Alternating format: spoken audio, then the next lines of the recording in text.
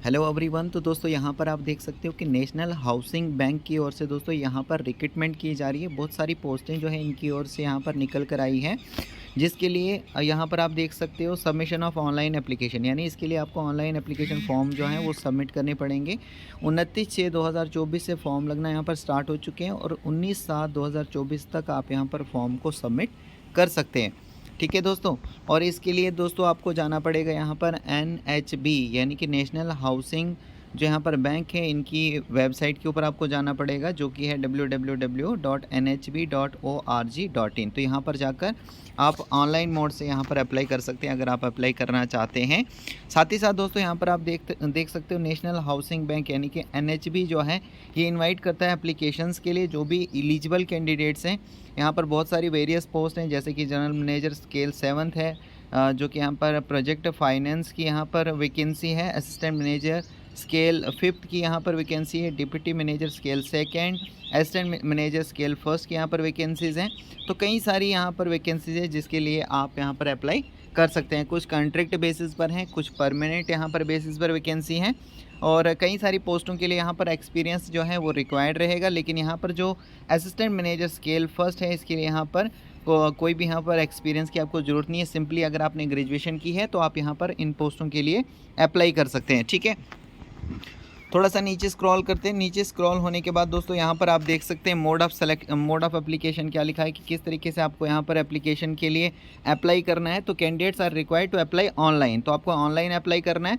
NHB की website यहाँ पर दी गई है, मैंने आपको ऑलरेडी बताया है। यहाँ पर NHB की वेबसाइट आप खुद से भी देख सकते हो। 29/6/2024 से फॉर्म लगना स्टार्ट हो चुके हैं और 19/7 ठीक है यानी 19 जुलाई 2024 तक आप यहाँ पर फॉर्म को जो है अप्लाई कर सकते हैं। इसके अलावा यहाँ पर लिखा गया है no other mode of submission of application is accepted, यानी कि ऑनलाइन मोड के अलावा कोई भी एप्लीकेशन फॉर्म जो है किसी भी अदर तरीके से अगर आप फॉर्म को जो है वो मतलब फिलअप करते हैं तो वो यहाँ पर एक्सेप्टेबल नहीं रहेगा। फिर यहाँ पर लिखा गया है दोस्तों cut off date for eligibility criteria, यानी कि दोस्तों जो यहाँ पर आपकी क्वालिफ़िकेशन है, जो आपकी डेट ऑफ बर्थ वगैरह है, उसका जो कट ऑफ है यहाँ पर 1/7/2024 को देखा जाएगा। 1/7/2024 को देखा जाएगा। तो आपकी जो ग्रेजुएशन है वो यहाँ पर कंप्लीट हो जानी चाहिए। ठीक है, इस तरीके से जो ऑनलाइन एप्लीकेशन फॉर्म है वो तो यहाँ पर 29/6 से स्टार्ट हो चुके हैं, 19/7 तक यहाँ पर रहेंगे। और बाकी जो यहाँ पर कॉल लेटर के बारे में, इंटरव्यू के बारे में और जो रिज़ल्ट के बारे में, इसके बारे में अलग से जो है आप जानते ही हैं दोस्तों, अलग से ये अपडेट करेंगे यहाँ पर अपनी वेबसाइट के थ्रू। अब यहाँ पर वैकेंसीज़ की जो है नंबर ऑफ़ वैकेंसीज़ की यहाँ पर डिटेल जो है वो दी गई है। तो जैसे कि आप देख सकते हो यहाँ पर जनरल मैनेजर की वैकेंसी है। जनरल मैनेजर स्केल 7th में आप देख सकते हो यहाँ पर प्रोजेक्ट फाइनेंस की यहाँ पर पोस्ट है। इस तरीके से assistant general manager scale 5th में यहाँ पर आप देख सकते हो क्रेडिट जो है क्रेडिट की यहाँ पर एक जो है वैकेंसी यहाँ पर निकाली गई है। इस तरीके से डिप्टी जनरल मैनेजर की वैकेंसी है। जर्नलिस्ट की यहाँ पर vacancy, assistant manager scale 1st में आप देख सकते हो यहाँ पर जर्नलिस्ट की यहाँ पर जो है ये वैकेंसी है। ठीक है, तो यहाँ पर ये जो असिस्टेंट मैनेजर स्केल 1st की जो यहाँ पर पोस्टें हैं दोस्तों, ये टोटल यहाँ पर कितनी है, 18 पोस्टें टोटल हैं। तो ये इसके लिए यहाँ पर जो है ओनली जो आपकी क्वालिफ़िकेशन है वो अगर आप दोस्तों ग्रेजुएट हैं, अगर आप ग्रेजुएट हैं तो आप यहाँ पर दोस्तों ये जो असिस्टेंट मैनेजर स्केल 1st की वैकेंसी है इसके लिए आप अप्लाई कर सकते हैं। कैटेगरी वाइज ये 18 पोस्टें यहाँ पर जो है वो रखी गई है, वो आप यहाँ पर देख सकते हो। और इसके अलावा यहाँ पर कॉन्ट्रेक्चुअल बेसिस पर भी यहाँ पर पोस्टें हैं, तो वो आप यहाँ पर देख लीजिए। Project finance officer, protocol officer, Delhi application developer, तो ये कुछ यहाँ पर कॉन्ट्रेक्चुअल पोस्ट हैं। अगर आप इसमें भी इंटरेस्ट हैं अप्लाई करने के लिए तो आप यहाँ पर अप्लाई कर सकते हैं। टोटल यहाँ पर कितनी है, 48 जो हैं वो पोस्टें हैं। ठीक है, और यहाँ पर ये कैटेगरी वाइज बांटी गई है। थोड़ा सा नीचे स्क्रॉल होने के बाद यहाँ पर एलिजिबिलिटी जो है एलिजिबिलिटी में क्या कहा गया है कि सबसे पहले अगर आप इंडियन सिटीज़न है यानी भारत के किसी भी राज्य से हैं, आप यहाँ पर इन पोस्टों के लिए अप्लाई कर सकते हो। एज लिमिट जो है 1/7/2024 को आपकी जो एज है वो देखी जाएगी, तो वो आप यहाँ पर देख लीजिए दोस्तों। अलग अलग पोस्टों के लिए अलग अलग यहाँ पर जो है वो जो एज है वो एज लिमिट यहाँ पर रखी गई है। और अगर हम बात करें जो यहाँ पर ग्रेजुएशन बेसिस पर जो पोस्टें हैं, जैसे असिस्टेंट मैनेजर स्केल फर्स्ट की जो पोस्टें हैं, जो कि जिसके लिए क्वालिफ़िकेशन ग्रेजुएशन मांगी गई है, तो इसके लिए मिनिमम एज आपकी 21 ईयर्स होनी चाहिए, मैक्सिमम 30 साल तक अगर आपकी एज आती है तो आप यहाँ पर अप्लाई कर सकते हैं। और ये जो यहाँ पर एज लिमिट बताई गई है दोस्तों, ये यहाँ पर जनरल कैटेगरी के लिए रखी गई है। इसके अलावा अगर आप किसी कैटेगरी से बिलोंग करते हैं तो आपको फर्दर जो है रिलैक्सेशन दिया जाता है। जैसे कि आप लोग जानते ही हैं, एससी और एसटी वालों को 5 साल का रिलैक्सेशन मिलता है, ओबीसी वालों को 3 साल का रिलैक्सेशन मिलता है। और इसी तरीके से जो भी आपकी कैटेगरी है, आप अपनी कैटेगरी के हिसाब से यहाँ पर चेक कर लीजिए दोस्तों। थोड़ा सा नीचे स्क्रॉल होने के बाद यहाँ पर आप देख लीजिए क्वालिफ़िकेशन के बारे में बताया गया है। जैसे कि चीफ इकोनॉमिस्ट की अगर हम बात करें, जो कि कॉन्ट्रैक्ट डेपुटेशन बेसिस पर यहाँ पर पोस्ट है, तो इसके लिए यहाँ पर आगे देख लीजिए दोस्तों क्या कुछ क्वालिफ़िकेशन आपसे जो है मांगी गई है। और आगे यहाँ पर एक्सपीरियंस भी रिक्वायर्ड रहेगा, जैसे मैंने आपको ऑलरेडी बताया। लेकिन कुछ पोस्टें यहाँ पर जो हैं, जैसे जनरल असिस्टेंट जो यहाँ पर पोस्टें हैं, स्केल फर्स्ट की जो पोस्टें हैं, उसके लिए यहाँ पर ग्रेजुएशन अगर आपकी है, जैसे असिस्टेंट मैनेजर की जो यहाँ पर पोस्ट है, तो इसके लिए यहाँ पर क्या है, ओनली ग्रेजुएशन रिक्वायर्ड रहेगा। यहाँ पर आप देख सकते हो फुल टाइम बैचलर डिग्री अगर आपने की है किसी भी डिसिप्लिन में मिनिमम 60% मार्क्स के साथ, तो आप यहाँ पर अप्लाई कर सकते हैं। या फिर अगर SC ST में आप आते हैं, SC ST PWD से आते हैं, तो ओनली 55% मार्क्स भी आपके ग्रेजुएशन में आए हैं तो आप अप्लाई कर सकते हो। आगे आप यहाँ पर देख सकते हो कोई भी यहाँ पर जो है एक्सपीरियंस रिक्वायर्ड नहीं रहेगा असिस्टेंट मैनेजर की पोस्ट के लिए, जो स्केल फर्स्ट की पोस्ट हैं, ठीक है।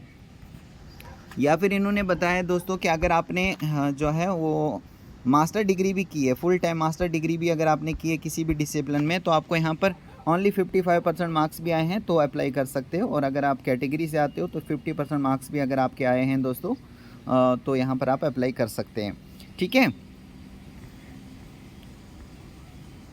थोड़ा सा नीचे स्क्रॉल करते हैं।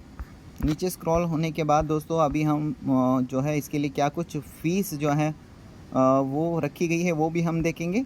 सबसे पहले यहाँ पर आप देख लीजिए, असिस्टेंट मैनेजर की पोस्ट के लिए candidates who result is awaited is not eligible to apply, यानी कि जिन भी कैंडिडेट्स का जो अभी रिज़ल्ट है वो अभी नहीं आया है, वो यहाँ पर एलिजिबल नहीं है अप्लाई करने के लिए, यानी वो अप्लाई नहीं कर सकते हैं। साफ तौर से इन्होंने यहाँ पर कहा है।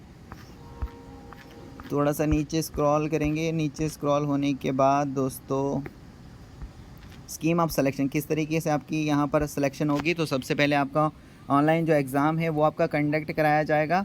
और ये जो एग्ज़ाम आपका लिया जाएगा दोस्तों, जैसे फेज़ फर्स्ट का आपका एग्ज़ाम रहेगा, ये ऑब्जेक्टिव और डिस्क्रिप्टिव टाइप का रहेगा, ठीक है। बोथ ऑब्जेक्टिव और डिस्क्रिप्टिव टाइप का टेस्ट रहेगा। ऑब्जेक्टिव टेस्ट जो है 200 मार्क्स का रहेगा, 3 घंटे का आपको टाइम दिया जाएगा करने के लिए, जिसमें 4 सेक्शंस होंगे, ठीक है। The objective test will have separate timing for each section, हर एक सेक्शन के लिए सेपरेट जो टाइमिंग है वो दी जाएगी आपको करने के लिए। The detail of online test structure will be as follows, तो नीचे यहाँ पर डिटेल्स दी गई हैं, जैसे कि असिस्टेंट मैनेजर जर्नलिस्ट की जो यहाँ पर वैकेंसी है, इसके लिए जो आपको टेस्ट देना है, यहाँ पर आप देख सकते हो रीजनिंग एंड कंप्यूटर एप्टीट्यूड से 45 क्वेश्चंस पूछे जाएंगे, 60 मार्क्स के रहेंगे। बहुत इंग्लिश और हिंदी किसी में भी आप देख सकते हो, जो भी आपका मीडियम है, इसके लिए 60 मिनट का आपको टाइम दिया जाएगा, ठीक है। फिर यहाँ पर आगे देख सकते हो जनरल अवेयरनेस से आपको यहाँ पर 50 क्वेश्चंस पूछे जाएंगे, 50 मार्क्स के रहेंगे। इंग्लिश और हिंदी किसी में भी आप दे सकते हो, 40 मिनट्स का आपको टाइम दिया जाएगा। फिर इंग्लिश लैंग्वेज से 25 क्वेश्चंस होंगे, 30 मार्क्स के रहेंगे। इंग्लिश यहाँ पर इसका मीडियम रहेगा और 35 मिनट का आपको टाइम दिया जाएगा। और थोड़ा सा नीचे स्क्रॉल होने के बाद आप देख सकते हो यहाँ पर क्वान्टिटी एप्टीट्यूड में 35 क्वेश्चन पूछे जाएंगे, यहाँ से 60 मार्क्स के रहेंगे। इंग्लिश या फिर हिंदी में आप दे सकते हो, 45 मिनट का आपको टाइम दिया जाएगा करने के लिए। इस तरीके से दोस्तों टोटल जो है 155 यानी 155 क्वेश्चंस आपको पूछे जाएंगे, जो कि 200 मार्क्स के रहेंगे। 3 घंटे का आपको टोटल टाइमिंग जो है वो दी जाएगी पेपर को करने के लिए। उसके बाद दोस्तों यहाँ पर जो इंग्लिश लैंग्वेज में जो रहता है वो रहता है इंग्लिश लेटर राइटिंग और ऐसे रहता है। 2 क्वेश्चन यहाँ से पूछे जाते हैं, 25 मार्क्स के रहते हैं। इंग्लिश इसका मीडियम रहता है, 30 मिनट का आपको टाइम दिया जाता है। और ये क्या होता है, डिस्क्रिप्टिव टाइप का रहता है, ओके दोस्तों। यहाँ पर ये जो पेपर होता है, जो ऑब्जेक्टिव टाइप का आपका पेपर लिया जाता है, इसमें एक क्वेश्चन के मतलब क्वेश्चन नंबर 1, जैसे मान लीजिए क्वेश्चन नंबर 1 है, तो इसके क्या होते हैं 5 ऑप्शंस आपको दिए जाते हैं। 1 2 3 4 5 ऑप्शंस आपको दिए जाएंगे, जिसमें से आपको जो भी राइट लगता है उसको आपने मतलब चूज़ करना होता है, ठीक है। तो अगर आप गलत चूज़ करते हो किसी भी क्वेश्चन का मतलब आंसर अगर गलत चूज़ करते हो तो आपको यहाँ पर पेनल्टी कितनी पड़ती है 0.25 की, यानी आपके मार्क्स काटे जाते हैं, माइनस किए जाते हैं, ठीक है। इस चीज़ का आप ध्यान रखोगे। यहाँ पर देख सकते हो लिखा भी गया है penalty for wrong answers. Okay, each question in objective test will have 5 alternate choices out of which one will be the correct answer. There will be a penalty for wrong answer mark in the objective test. For every wrong answer mark, 1/4 of the marks assigned to that question will be deducted as penalty, ठीक है। तो आपको penalty यहाँ पर पड़ेगी 1/4 marks की, मतलब minus किए जाएंगे 0.25। फिर आपका फेज़ सेकंड में आपका इंटरव्यू लिया जाएगा। जब आपका फर्स्ट फेज़ क्लियर हो जाएगा, जैसे मतलब ऑब्जेक्टिव और जो डिस्क्रिप्टिव टेस्ट है उसमें आप क्लियर कर लेते हो, फिर आपका यहाँ पर इंटरव्यू लिया जाएगा और उसके बाद फिर फाइनली आपको जो है वो पोस्ट मिल जाती है जिसके लिए आपने अप्लाई किया होगा। थोड़ा सा नीचे स्क्रॉल होने के बाद दोस्तों यहाँ पर अब हम देखेंगे कि यहाँ पर जो पोस्टें हैं इसके लिए फ़ीस जो है वो क्या रखी गई है। इससे पहले दोस्तों यहाँ पर आप देख सकते हो, यहाँ पर जो है वो पे स्केल यहाँ पर बताया गया है। जैसे असिस्टेंट मैनेजर की हम बात करें जिसके लिए ओनली जो है ग्रेजुएशन जो है वो क्वालिफ़िकेशन मांगी गई है, तो इसके लिए आपको 63,840 तक आपकी जो सैलरी है वो जा सकती है यहाँ पर। तो आप यहाँ पर देख सकते हैं।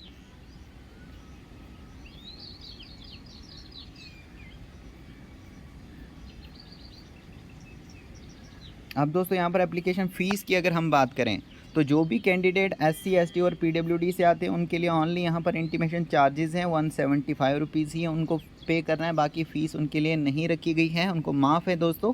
लेकिन SC ST और PWD के अलावा जो भी अदर कैंडिडेट हैं उनके लिए यहाँ पर 850 रुपये जो है फ़ीस रखी गई है, यानी आपको 850 रुपये पे करना पड़ेगा। और ये किस तरीके से आपको पे करना है, ऑनलाइन मोड से ही दोस्तों ये आपको पे करना है।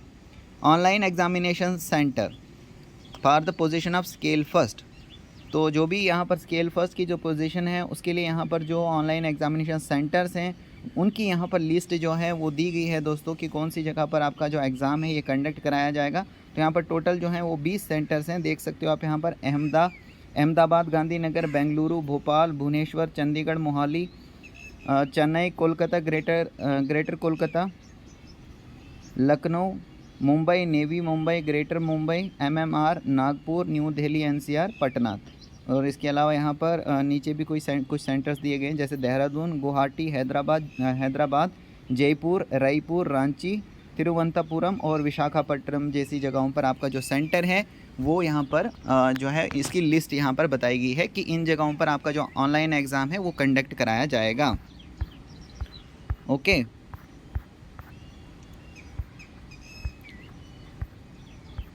तो दोस्तों मैं होप करता हूँ कि आपको ये सारी चीज़ें जो हैं क्लियर हो चुकी होंगी।